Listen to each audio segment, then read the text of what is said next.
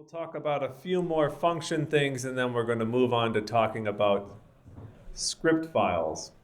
And as far as the function stuff goes, for what we have left, there's basically one thing I'd like to talk about with respect to functions, and that has to do with something called the namespace of variables in a function.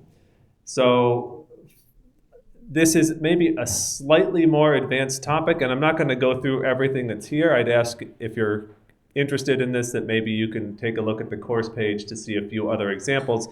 But I want to demonstrate at least one thing about how functions are working and about the way in which variables are defined and able to be used inside and outside of a function. So to demonstrate this, we're going to make yet another temperature conversion function. And if you can believe it, in terms of the permutations of what we've been doing, there is still one or two cases we have not handled yet with a function. So we'll create a function here called kelvins to Celsius. We don't have one that does that yet. So we can again start with a function definition with a def statement. The name of the function in this case will be kelvins to Celsius. And in our kelvins to Celsius function, we're going to have temp kelvins. Actually, maybe we do already have this one. I don't remember what we did earlier. Yeah, we have a kelvins to Celsius that we created earlier. That's fine. We'll create it again here.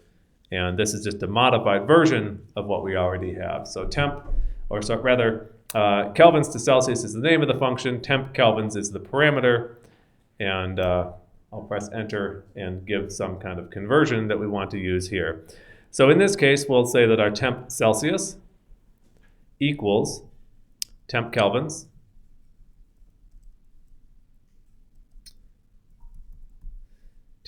minus 273.15. That's the same thing that we did before, except earlier we just returned this value. Now we're storing it in a variable called temp Celsius, and then we'll return temp Celsius. So yes, we already have a function that does this. This is a modified version of that function just for the purpose of demonstrating a couple things. So we define our function like this by running the code cell here. This creates a temp kelvins to Celsius function that takes in a value called temp kelvins. And by defining this, one thing you'll notice here is that if we go and we look at, for instance, temp kelvins, and you run the code cell just to see like what's the variable value temp kelvins, you should see that you get a name error here saying that there's nothing called temp kelvins that's been defined. That might seem a little bit odd. If you do the same thing with temp Celsius, you run that, you see that temp Celsius is also not defined. Even though inside here, we have something where we've actually said something's equal to temp Celsius. So that might seem a little bit suspicious. And, well, perhaps there's something we could do here and you say, oh, well, wait, we haven't actually used the function yet. So of course there's nothing defined in temp Celsius. Nothing will be defined in temp Celsius until we use the function. That is what we could perhaps do here. So if we took our kelvins to Celsius function that we have already created above, we could put in some value like, let's say, temp kelvins equals 293.15. I guess maybe earlier on in the lesson I didn't demonstrate an example of this. I must have overlooked it. But when you have a parameter in a function like we have here, I'll just scroll up for just a second, then I'll go back to where we were. In our kelvins to Celsius function, we have this parameter called temp kelvins. You can just put in a numerical value there, and because we only have one parameter, it will get used as temp kelvins. Or when calling the function, you can give the name of the parameter and say it's equal to some value when you call it. Things will work both ways. The reason for doing things like this is some functions will have optional values. So you may want to be able to specify certain things, or you might have 5 or 6 different parameters and you only pass in one, and things go like that. So when we convert 293.15 kelvins to Celsius, we get 20 degrees. That makes sense because it's just 273.15 plus 20 that we were converting. And you say, okay, well, let's see what's in temp kelvins now. And you run this and you see that temp kelvins is still not defined, even though right here you said temp kelvins equals 293.15. That seems a bit suspicious. And if we did the thing we did above and say, let's see what's in temp Celsius at this point, because now we've used the function, you still see that temp Celsius is not defined. What's going on here? So the way that this works, and I mentioned already something about this namespace idea, is that these variables, when they get used inside a function, only exist within the function when it's being used. So they're not assigned in what's called the global namespace, which is like if we said somewhere outside of one of our function calls, if we assigned a value. So like let's say here that we said temp kelvins equals, 400 or something like that. If we do that kind of assignment, and then down here we say, let's see what's in temp kelvins, we see that the value comes back as being equal to 400. Well, we just assigned it here, and we can then print that value out. If we did the same kind of thing, let's call our function again here, where we say temp kelvins equals 293.15. If I run the function like this, I do see that I still get a value of 20 back, so the function still works properly. And if I go and check what's in temp kelvins again, I still see temp kelvins is equal to 400. This value has been assigned in the global namespace, whereas the value of temp kelvins that's used in here when we're using the function is only existing and only available inside of the function. So if we go back to where it's defined here, we also calculate temp Celsius inside here, but the only way that we can see what the value of temp Celsius is inside the function will be like if we printed it out as part of the way that the function's working. We could then see what the temp Celsius value is.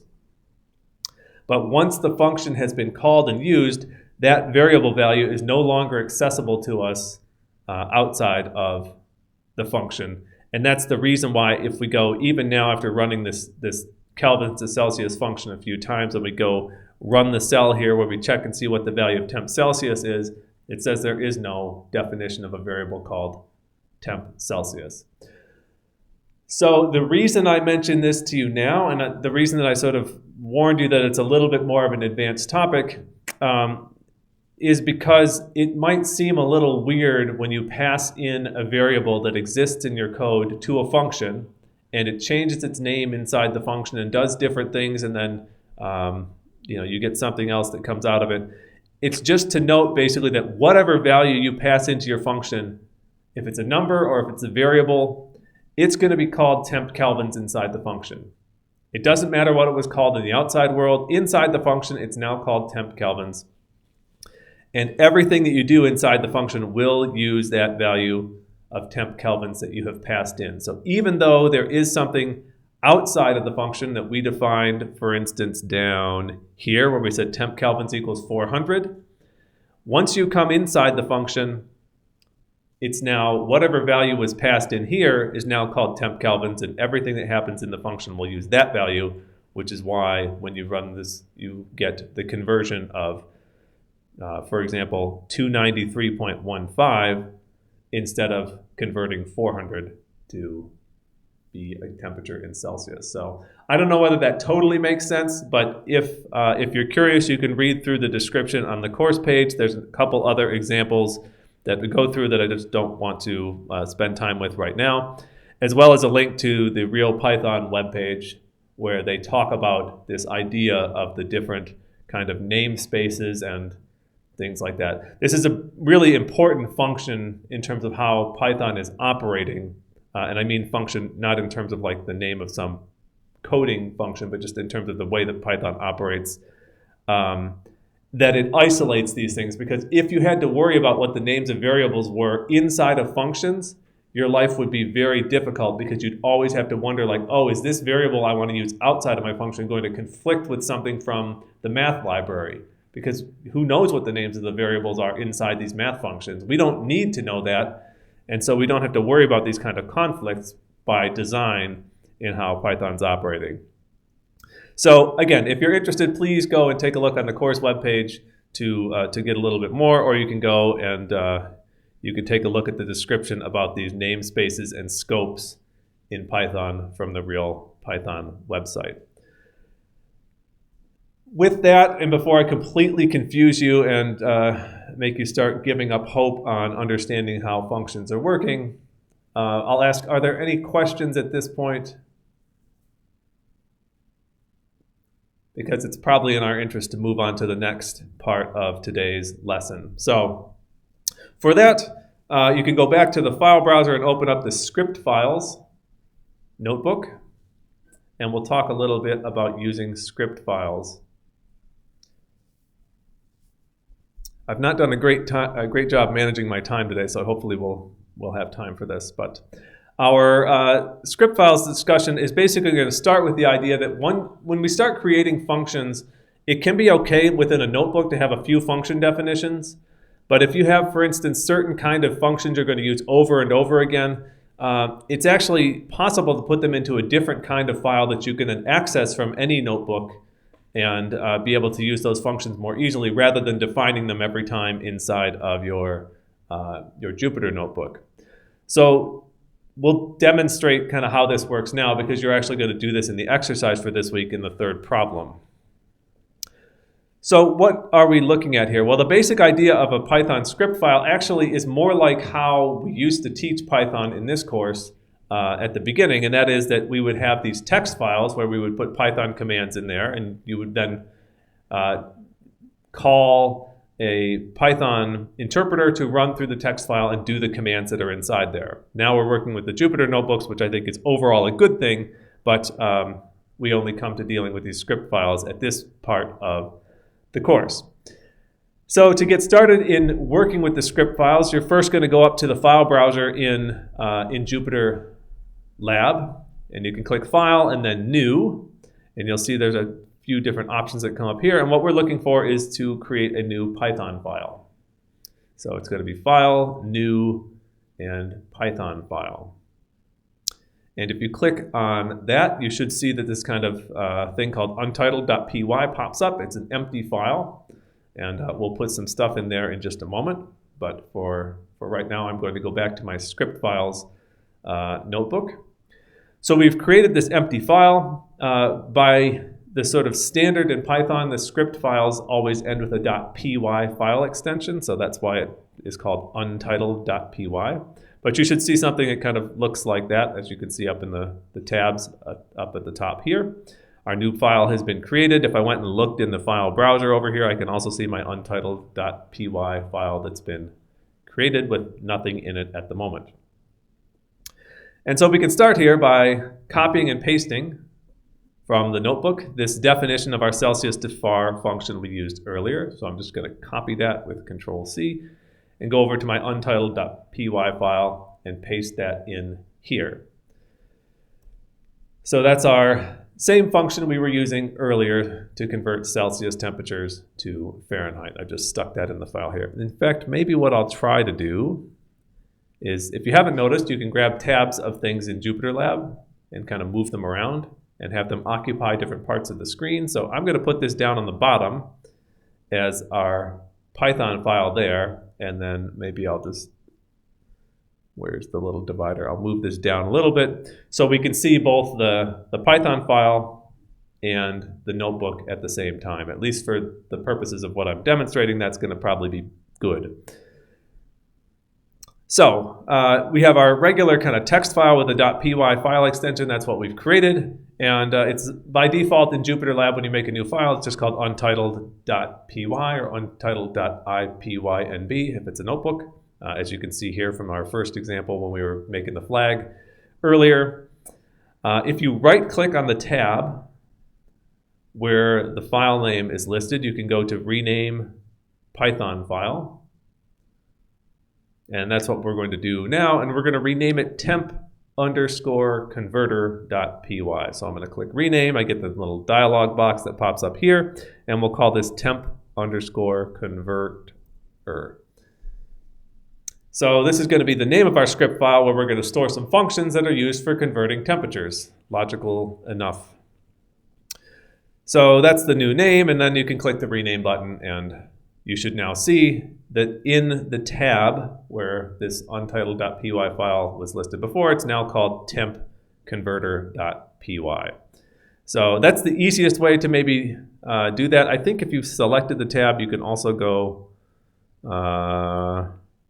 rename it. Maybe not. I don't see an obvious way to rename it in here. So just right-click on the tab. That's the simplest way to rename the Python file as instructed on the course page. Okay, so we're going to now try to use these functions that are in our script file. But before we do that, let's copy and paste in a couple more. So lower down in the notebook, you'll find that there's the definition of the Kelvins to Celsius and Kelvins to Fahrenheit functions that we had before. So I'm simply going to copy those and paste them in here. And I'll just note that the guidelines for the code readability suggest that you have 2 spaces between function definitions. So I've put 2 spaces here between my 3 different functions.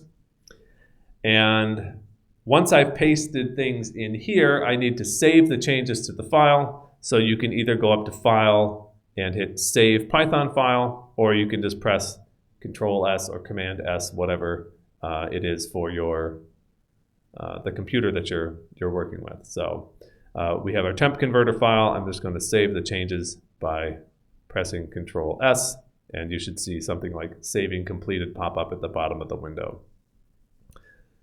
So now we have this text file, or this Python file with 3 functions in it.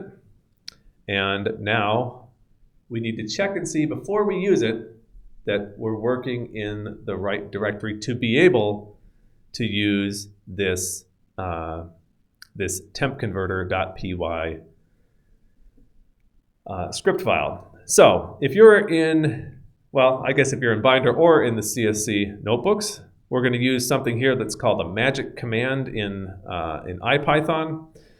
And it starts with the %, and then ls. So this is, ls would be a command normally used in a command line interface, for instance in Linux, to list the files that are in a directory. And if you do %ls, that same command works inside of a Jupyter notebook. Not all commands will, but if you do %ls, what you should hopefully see is something that looks like this. And you should see in the output there that tempconverter.py is listed there. Is there anybody who doesn't see their tempconverter.py file in the output from %ls?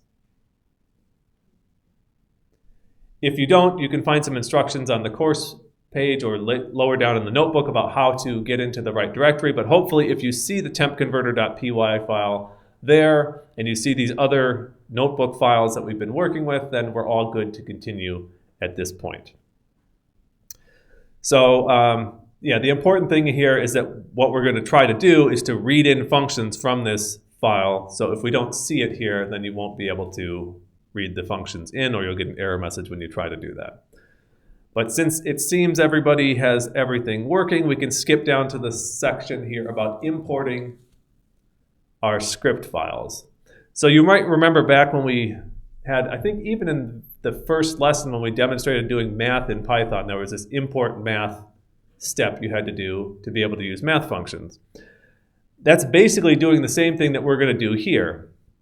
And that is that we're going to take our temp converter file, and from that file, we're going to read in a function called Celsius to Far. So let's, let me see if I can just make sure I've got everything in order here. I think we should be all set to to do that. So let's now say from temp underscore converter, import Celsius to var.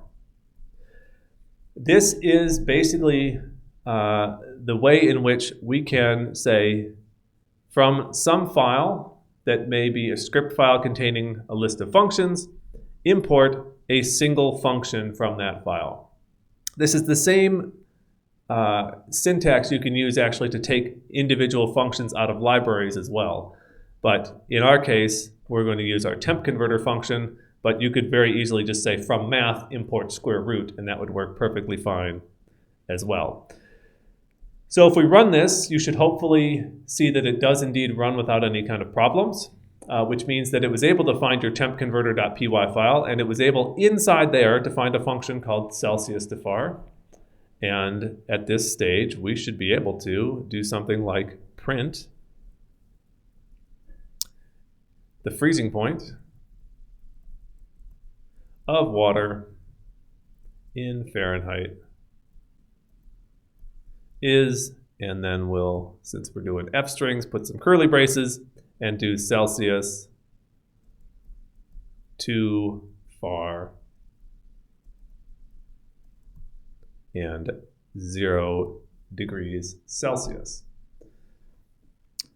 So if we type this in like that and run it, you'll note we're now in a different notebook than we were earlier when we were working with functions. So we have not defined this Celsius to var function elsewhere in this notebook. We're in a different one.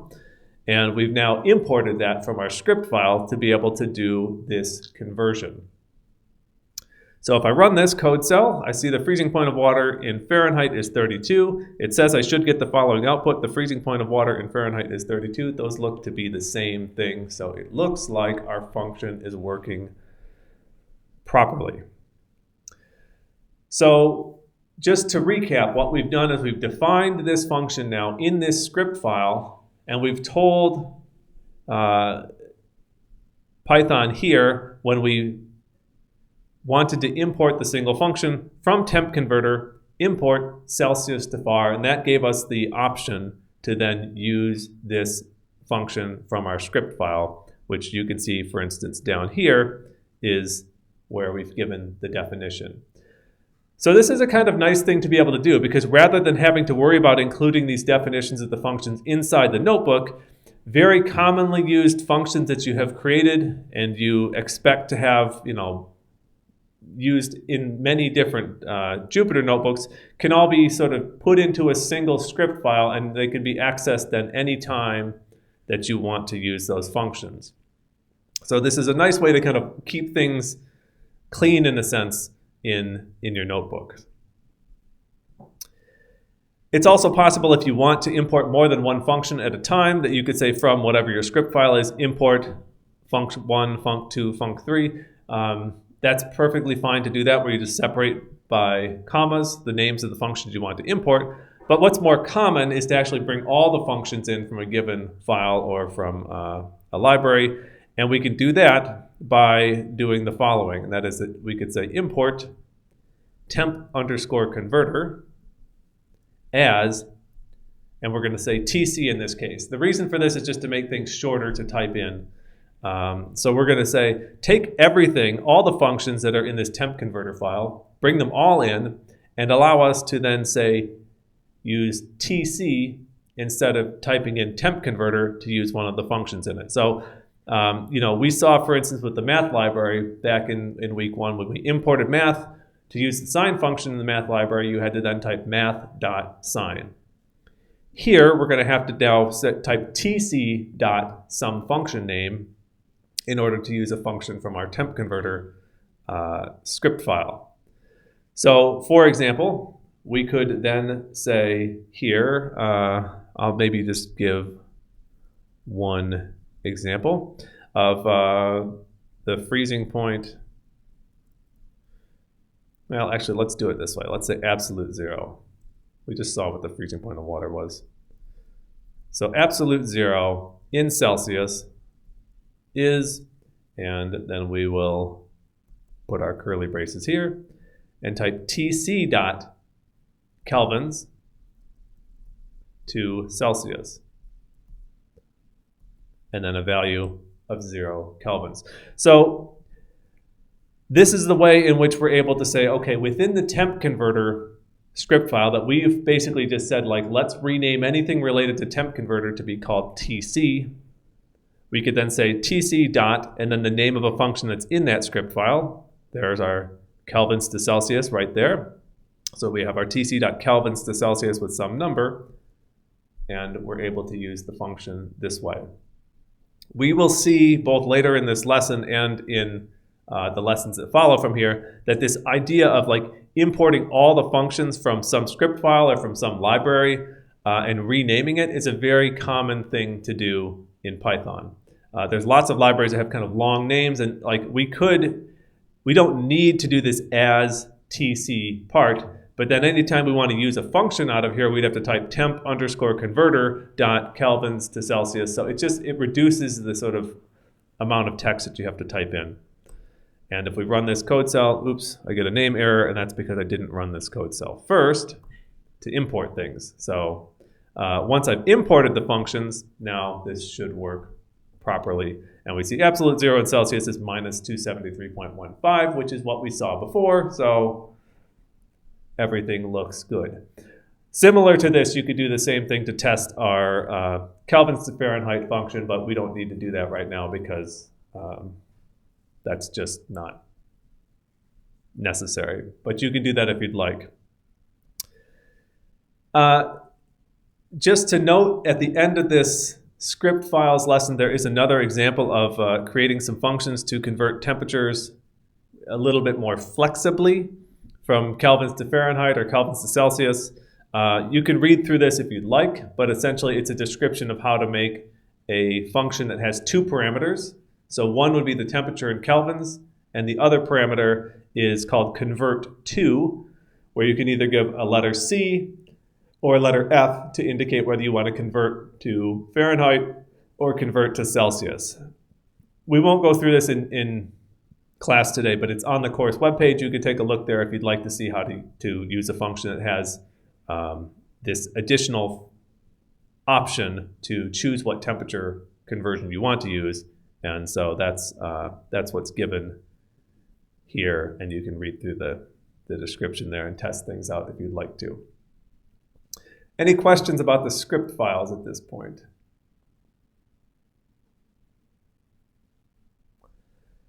All right, if not, let's now jump over to yet another notebook for the last part of today's lesson here about modules. So if you go to the file browser, you'll find the modules Jupyter notebook, and we'll open that one up now and take a look. And I'm going to put my temp converter back up here at the top so it's out of the way. So we can see this modules lesson in the full screen view. So there's a couple different things just in terms of terminology here that we should get out of the way at the beginning. And in Python, a module refers to a piece of Python code that's designed to execute a specific task. Strictly speaking, these are just script files that end with a .py file extension. They look a lot like what we just created when we made our temp converter, except for they may have many more functions and other values that are defined inside them. But things like the math library would basically just be a list of functions that are in a script file, and we would refer to that within Python as a module.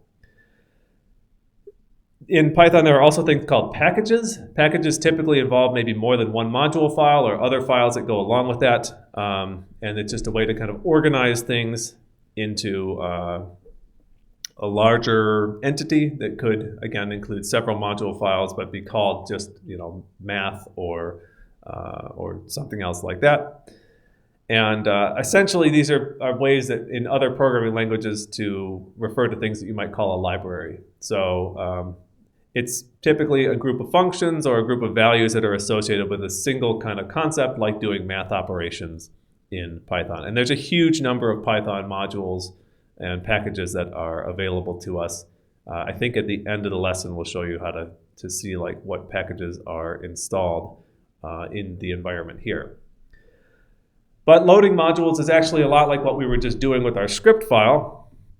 And that is to say that if we want to use something out of one of these module files, we can start with an import statement, which is basically going to make the values or the package functions available to us. So if we said something like import math, you can run that cell, which then allows you to do something like math.square root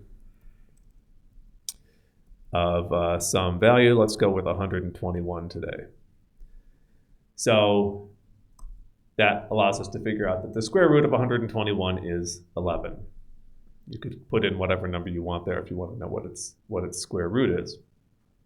So in order to be able to use things like the math library, we have to, or the math module, we have to do this import step first, because otherwise when we first open up our notebook, it starts only with what are called built-in functions, such as the print function.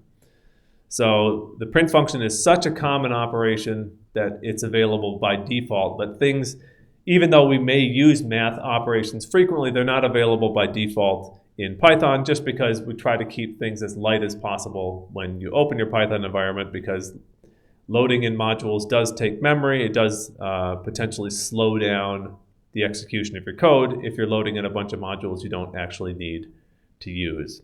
But of course, print is available to us by default, and running the code cell here, you can print out the kind of classic hello world example. Now, as we saw with our temp converter, it's also possible to rename modules when you import them. So we could do something like import math as M. I don't necessarily advise doing this because math is a fairly short name of a module, but we could do it. And when we do import math as M, we can then do things like m.square root to access the math functions. And let's go with 169 for this one, because that's the square root value that we get for 13 squared is 169. So we can use math functions this way, where we rename them, and then we can m dot whatever the math function name is in order to use those math functions. And if we check our type of this thing that we've called m, you can see that it comes in and says, oh, this is a module. So there's also a recognition within Python that these things that we've imported are referred to as modules. This is not a common thing to do. If you're using the math library, you typically don't rename it because math is a short name for the module. But as the names get slightly longer, even as long as something like pandas, which is a library we'll start using next week, it's very typical when you use pandas that the very first thing you do is you import pandas as PD. And if we run this one, then we could do stuff with pandas here. We're not going to do that right now just because, well, we need to know how to read in data files typically to do anything interesting with pandas. But this is a very common thing that you'll start doing next week and will continue to do for the rest of the course. As mentioned, when we first loaded our temp converter example, we took a single function out of there, and we can do the same thing with other libraries. So like we could say from math, import square root. And oops, I don't need parentheses there, but we just import the square root function that way. And then we don't actually have to do math.square root, but we can then just type sqrt if we want to use the function name like that. And I don't know, how about, I don't know what the 14 squared is off the top of my head, but let's go with something simpler like 81. So we take the square root of 81, we get 9 back, and that seems to be working perfectly fine. So this is a useful thing to be able to do, because sometimes if you just want to use one function out of a given module or library, you might not want to have to type math dot whatever to use that function, but instead just type sqrt. But you have to be a little bit careful with this, because when you import things like this, it's possible that this name could conflict with other functions that you've imported. So there are other libraries, for example, that might have a square root function. And if you've imported that function from one library and then you import it again from a different one, it will overwrite and conflict with the name of the function there, which is why it's more typical when using things out of a library to do, like import the name of the library as PD, for example, with pandas, because then you know that if you do pd.something, it's always going to be that function out of the pandas library. It's not going to be that function from some other library, which could result in your code kind of not working the way that you expect it to. So you can do this, but just be maybe careful in how frequently you sort of import single functions out of a library. There are some that have such unique names that they're not likely to conflict with other things, but it's possible that there could be name conflicts. Finally, it's also possible to import something called a submodule. So we'll use this matplotlib library, or module rather, in week 7, actually I think in week 6 and 7 of the course for doing plotting.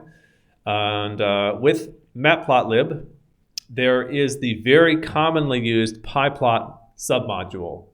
So matplotlib has other stuff in it, but pyplot is probably the most commonly used thing in matplotlib. And if you went Googling around for matplotlib Python examples, you're probably going to find almost all of them start with this line, which is import matplotlib.pyplot as PLT. So again, rather than having to type matplotlib.pyplot.something, it's a lot easier just to type plt.something, which is why this is done like this. And if you run these two lines, what you'll see is first you import the matplotlib library, and then secondly, we plot this lovely straight line with a slope of -1 on the screen here. Of course, this is not the most exciting thing to plot. We'll deal with plotting more interesting examples later on in the course. But this is just a demonstration of importing a submodule, which you can do just by giving the name of the submodule after the name of the module itself. And I don't know, it's also kind of a nice feature to see that, yes, when you plot things inside of a Jupyter notebook, it displays directly inside the notebook, which is kind of handy. So a couple other things. As noted, you usually would type the name of a module dot whatever the function name is there to be able to use one of the functions. If you want to know which functions are available in a library, there's a thing here called dir. So it's like a directory. And if we print dir math, what you'll see is all of the functions that are available for us to use from the math library. So let's see if we can find our friend here. So there's our square root function. We've also previously used the sine function, but it's possible to do all kinds of other things like convert from degrees to radians, or to calculate tangents or cosines or whatever you might, arctangents, and all kinds of other kind of math operations. And there's a math.isNan, which would check to see whether a number is or is not actually a number, which would typically be something like it's an infinite value. So there's power, product, blah, blah, blah. So you can see all the functions that are available by typing dir and then math. It's also possible, maybe I'll add another code cell underneath this one, to note that if you type math.s and hit the tab key, it will show you the available functions that start with the letter S. So you can see, for instance, here we have a function called sine. We also have the sort of hyperbolic sine and the square root function. So then you could click and choose which one of those functions you want to use. So if you can't remember the name of the function, you're like, I know it starts with an S, you can basically just put the S and then hit tab to see what the available options are. So also kind of a handy thing to be able to do. And if you want to know how a given function works, like the sine function, there's always the help, where you can do help math.sine, and it says here's the sort of documentation for the sine function, which basically expects to have some value called x, and this will return the sine of that value measured in radians. So the documentation there is helpful in that instance. Couple things that we would advise you not to do. So one of them is from x, where x is the name of some module, import star. It is possible to import all the functions from a given module or submodule by using this star symbol here. So saying from X import star would bring all of those functions into your notebook to be able to be used. But you would not have like if we did this with the math library, said from math import star, we would have all the functions available to us, but we wouldn't have math dot that function name, but rather sine, cosine, whatever would be directly available. The drawback with this, again, is basically related to the issue of possibly having conflicts in the names of things. So like when we bring in all the functions from the math library, we're going to have now all of these things as new functions that are available to us, which is probably not really what you want. And some of these things, like if you've already created some function called log or something like that, this will then overwrite your log function or your variable called log. So it's not a good idea to do from whatever the library is import star. That's not a great, not a recommended approach. It's also not recommended to use bad names when you import things. So like there are certain conventions that are very typical in Python programming, and you'll get more familiar with them as we do it. Import pandas as PD is like, that's what people do when they use pandas. You'll see it in all kinds of examples of using the pandas library. Import matplotlib as M could possibly be a little bit confusing because you might also be using something like import math as M. So when you import these things, it's important to think a little bit about like if you're going to rename it, to give it some name that still makes some sense. Import matplotlib.pyplot as PLT is again something that's very commonly done. I don't see people do import matplotlib as M very frequently, just because it could be kind of confusing what that M actually refers to. Yes, it does make matplotlib shorter, but maybe you could just call it, MPL or something like that to indicate that it's matplotlib and not referring to the math library, for example. Along the same lines, don't do things like import matplotlib as math. That's perfectly valid syntax, and that will work in Python, but of course that's very confusing to anyone using your code, including yourself then, because then when you're doing math.something, you might think you're using the math library, but you're actually using matplotlib, which you may not want to be using. So be aware of that when you're importing things. If you rename it, that you should think a little bit about the names. And if you're curious, there are also some things in these PEP 8 style guidelines about importing. Typically, it suggests if you have a script file that you do all of your importing at the start of the script file. And in a Jupyter notebook, it's a little bit different, but you can think if you're going to use libraries in a Jupyter notebook, if you're going to use Python modules, you might want to put them in the first code cell in your notebook, so it's clear like here's all the kind of toolkits we're going to be using when you do that, when you're going to do things inside your notebook. So it's marked at the very beginning what you're going to be using in terms of tools. If you have your import statements kind of scattered throughout the notebook, you really have to then read through the entire notebook to see which modules are being used. And finally, there's just a little bit here on the course page and in this notebook about installing packages. I think it's probably not so relevant to many of you if you haven't installed Python locally on your own computer. If you're using the CSC notebooks, you probably don't really need to pay too much attention to this. But we give some recommendations here maybe for those of you who will continue on in the AutoGIS 2 course. You might be more interested in being able to install packages on your own computer. And we recommend using this package manager called Mamba. There was Conda before Mamba because there's a snake theme with Python, as you can see. And Mamba is basically just faster than Conda, and it resolves things, especially like when you have complicated rules for which libraries are allowed to exist on the same computer at the same time. Mamba resolves those things much faster than Conda did. But there's also the older pip that exists. It's another way to install packages. Pip is the sort of, I don't remember what pip stands for, package installer for Python or something like that. And it's sometimes the case that something's not available in Mamba and you can install it with pip or vice versa. But it's preferable if you can to use one or the other for installing things.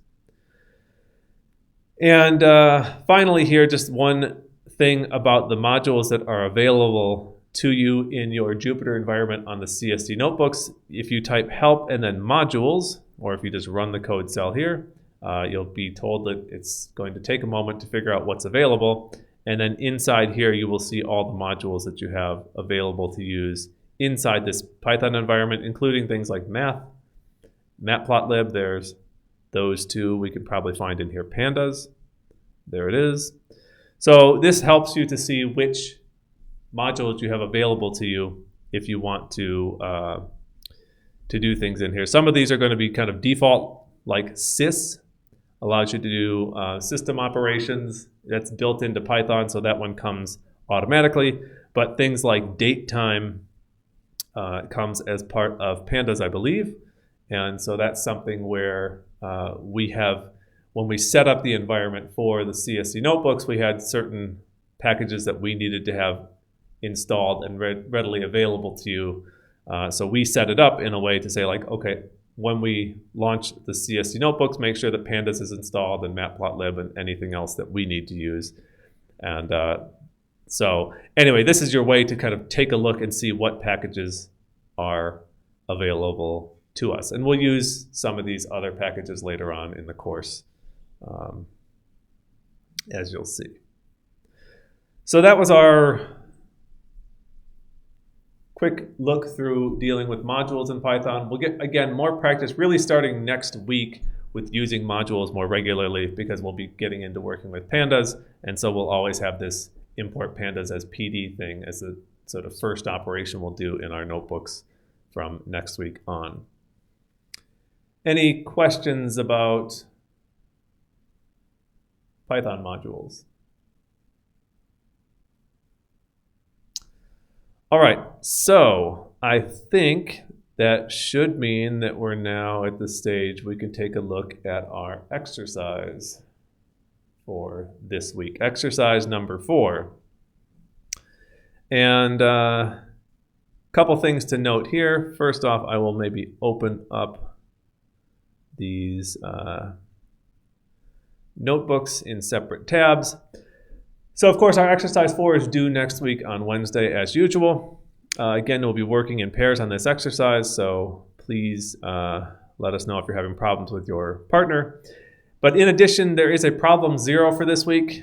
So in our problem 0, we're asking you for some midterm feedback on the course, basically just to let us know how things are going.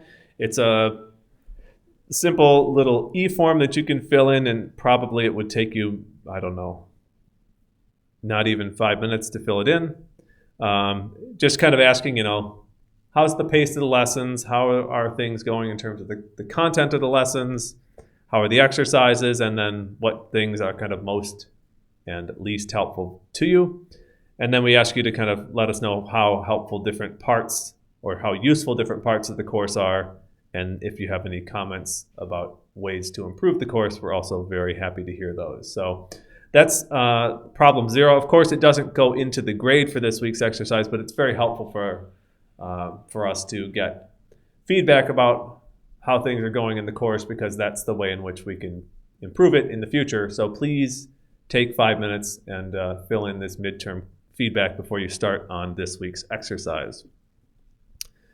For the exercise itself, we have 3 problems. And as you might imagine, we're going to be dealing with making some functions and converting temperatures using these temperature conversion functions.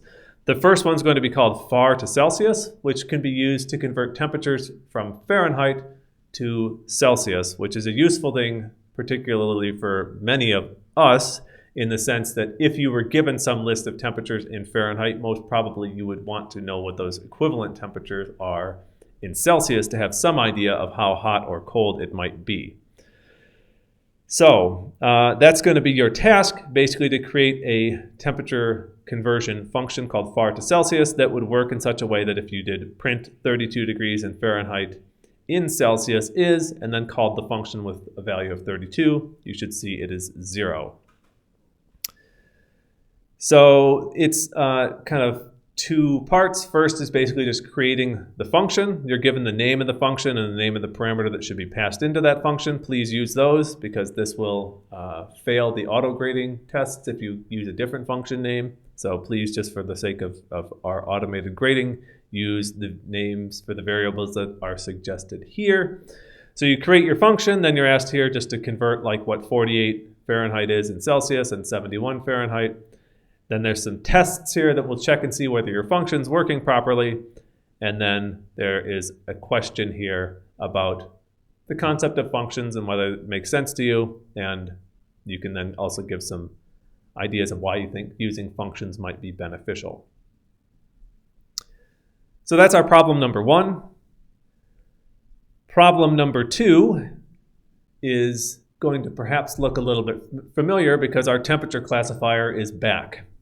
And this time, we're going to use it in the form of a function. So compared to what we had done back in exercise 3, we're now going to convert our temperature classifier to being a function that will allow us to more easily use it. And the way it's going to work is that if the temperature you pass into the function is below minus 2 degrees Celsius, then the return value you should get is 0. If it's warmer than minus 2 but less than plus 2, you should return a value of 1. If it's equal to or warmer than plus 2 but less than plus 15, you should return a value of 2 and then a value of 3 in the other cases. So these values are what should be given back when the function is used with a given temperature that's passed in.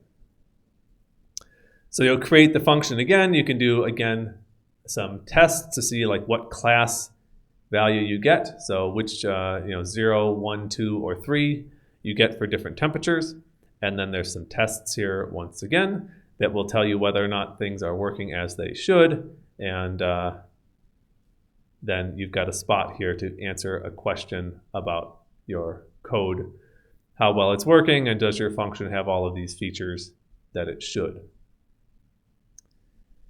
Then on to problem number 3, which is where we put things together. So we've got this temperature converter and we've got this temperature classifier. And in the third problem, we're going to use them both together in a script file. So you'll put those two functions into a file called temp_functions.py, a script file. So you just copy paste the functions you make in problems 1 and 2 there. So you'll make that. You'll put the two functions inside there. And then what you should do is use that function with this list of temperature values. You just have to run the cell here to store this as temp data. And you want to go through, and for each one of the temperatures in there, you want to classify it. And you want to add that to a list of variables, or a list of values rather, that is kind of counting how many you have in each class. So you're going to have first these kind of steps of putting your functions into the temp classifier, creating an empty list called temp classes, which will be then filled with the temperature class values later on. And you'll go through, convert temperatures from Fahrenheit to Celsius because these temperatures are given in degrees Fahrenheit. We'll convert them to Celsius because our temp classifier expects a Celsius temperature to do the classification. So we convert the value first, then you check and see which class it falls within. Then you're going to have these variables called zeros, ones, twos, and threes. They're going to keep track of how many of the temperatures fall within each class. So you basically want to count how many times you have a 0, 1, 2, or 3 and store that value inside these 4 variables. After that, there's a couple tests that run here, and then you're able to save your changes, push everything to GitHub, and you should be all set at that point. So 3 questions this week, no optional question, number 4 or anything like that. And that's basically the plan for the exercise. Do you have any questions about exercise number 4?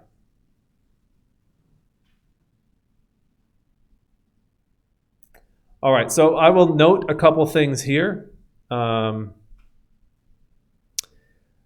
you're working on these exercises in the CSC notebooks, there's a couple tips up here at the start. You probably just skip over this stuff and jump right into working on the exercise like I would. But I'm just going to highlight this here that For the purposes of the automated grading system we have, when we ask you to use a variable name, again, please use the name of the variable as given in the notebook. I understand it's sort of rather authoritarian of us to say, like, you must use this variable name, but it makes it much easier for us to be able to do the automated grading if you do use those variable names. In addition, please don't change the name of the notebook files. I haven't noticed anybody doing that so far this year, but it has happened in the past. And of course, that also breaks our automated grader because it's looking for a certain file name. And if that doesn't exist in your repository, then it says, oh, well, I couldn't find the file, so I can't grade this, which is not great. But the other one that's a little bit more common is copying and pasting the code cells. So if there's a code cell in there, it's okay for you to add cells to test things out, but please don't copy and paste the code cells. It is possible to like go to a cell, I don't know, let's go for instance here. I could go to one of the cells in this notebook and go up and do like edit copy cell and then edit paste cell below. You can copy and paste the cells in the notebook, but please don't do that because it also will break the auto grader. Each one of the cells in our exercises has a sort of unique name to it. You don't see it in JupyterLab, but it's like hidden in the kind of metadata for the cell. If you copy and paste it again, the auto grader will say, oh, there's two cells that have the same name and bail out, giving an error message. So wherever we were here, I don't know where it was. Yeah, but please just don't copy paste the cells. It's, again, perfectly fine to do that in your own notebooks, but it breaks things for the auto grader. If you do this, like, you won't be reprimanded or anything like that. It's just I'm gonna have to go in and manually like fix your notebook before it can be graded. So you may actually see in some cases if you have copied and pasted cells, or if you change the code cell to a markdown cell or something like that, you may see a commit in your history in GitHub from me where I've just fixed things to make the auto grader be able to run.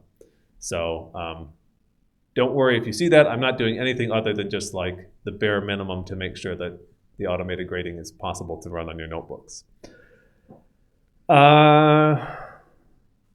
I thought I was behind on time, and I think we're actually done early. I didn't know that was possible.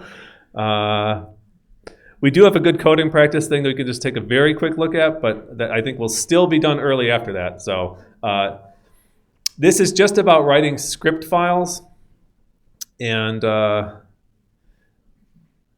this is just a kind of tip about using comments wisely when you create script files. So first off, we talked like at the beginning just a little bit about these inline comments that start with this pound sign or number sign.